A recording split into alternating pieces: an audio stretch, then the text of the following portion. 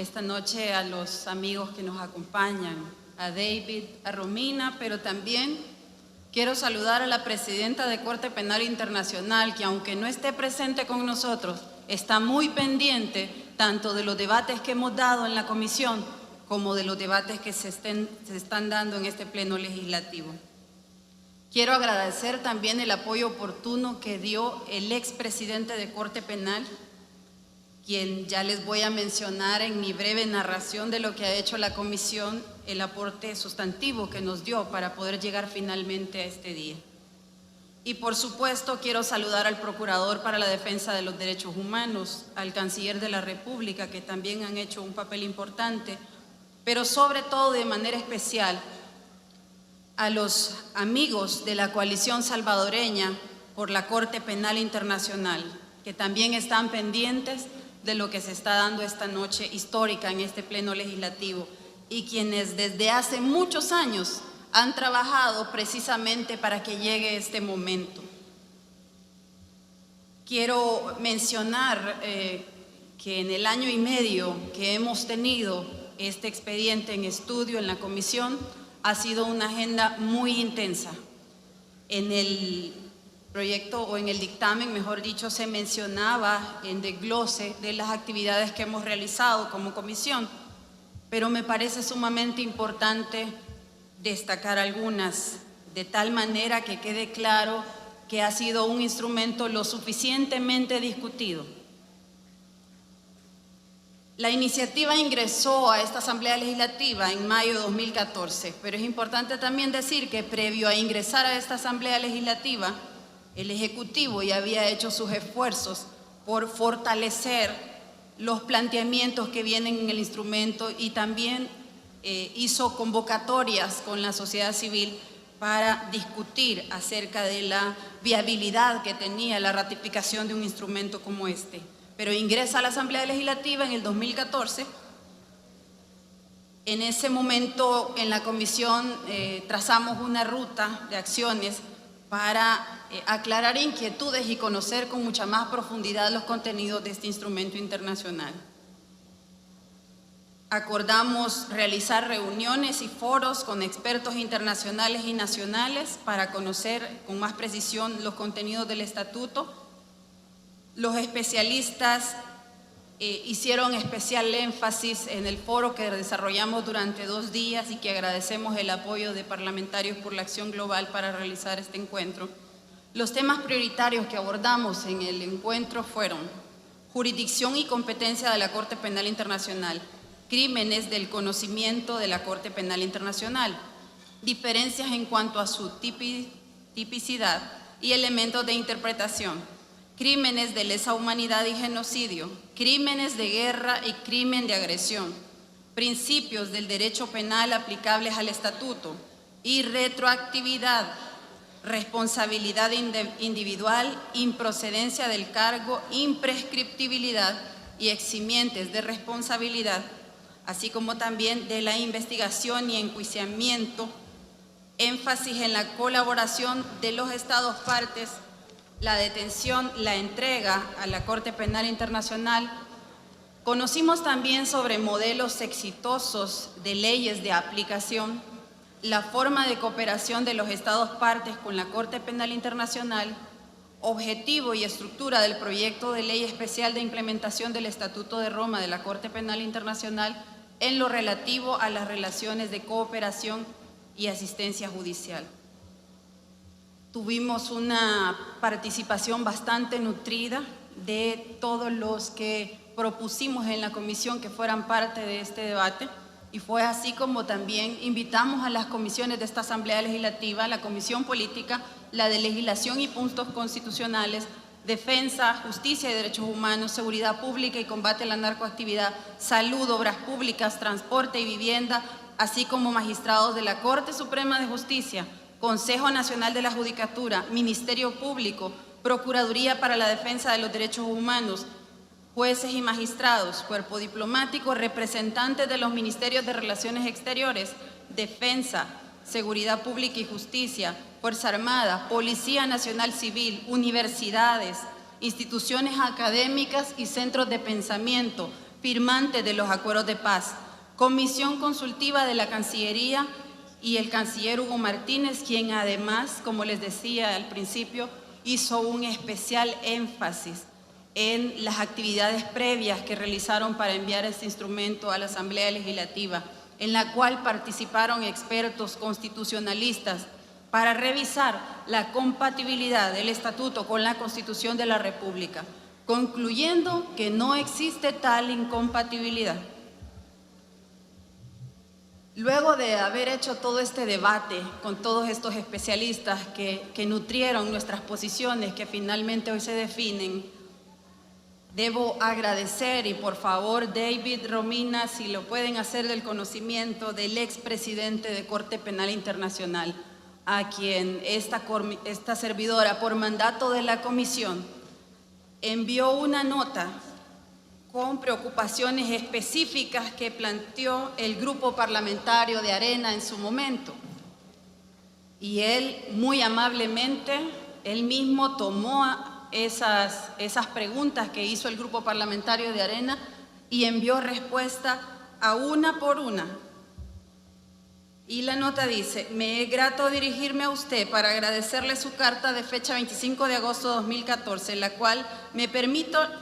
le remito las preguntas formuladas por el Grupo Parlamentario de Arena, relacionadas al Estatuto de Roma de la Corte Penal Internacional. Y posteriormente hace un desglose de todas las inquietudes que se tenían. Entre ellas estaba el tema de la imprescriptibilidad de los crímenes de la competencia de la Corte Penal. Y la pregunta era: ¿puede la Corte Penal Internacional conocer de un crimen de lesa humanidad cometido con anterioridad a la entrada en vigencia del Estatuto o de la fecha de adhesión de un Estado al mismo, si es tipificado como desaparición forzada de personas? Categóricamente, el presidente de ese momento responde: con respecto a los crímenes de carácter continuado y desapariciones forzadas, los elementos de crimen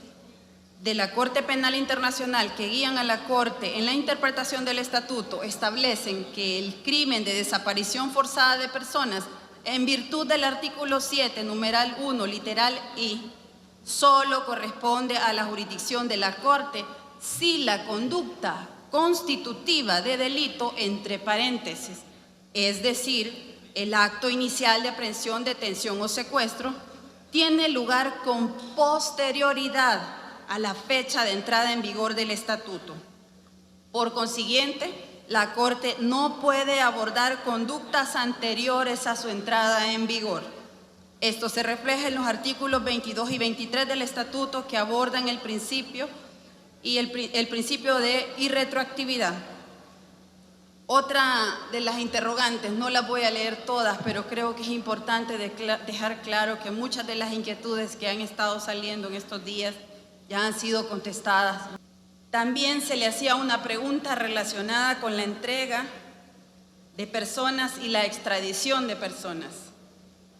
Y decía él: el artículo 102 del Estatuto de Roma define la diferencia entre el procedimiento de entrega de personas y la extradición de personas. El procedimiento aplicable para la entrega de personas, conforme al artículo 89, en específico para la Corte Penal Internacional, y es por ende cualitativamente diferente al de extradición,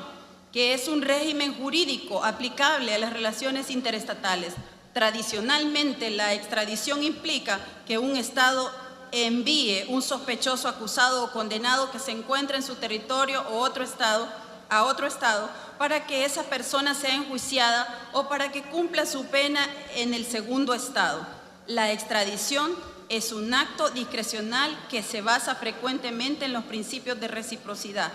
y de doble incriminación, con ciertas excepciones. Esto no aplica al sistema del Estatuto de Roma. La entrega de personas a la Corte Penal Internacional se diferencia de la extradición en que no se teme por la naturaleza y los crímenes en cuestión. Aclara que son diferentes cosas. Y podría mencionar, colegas diputadas y diputados,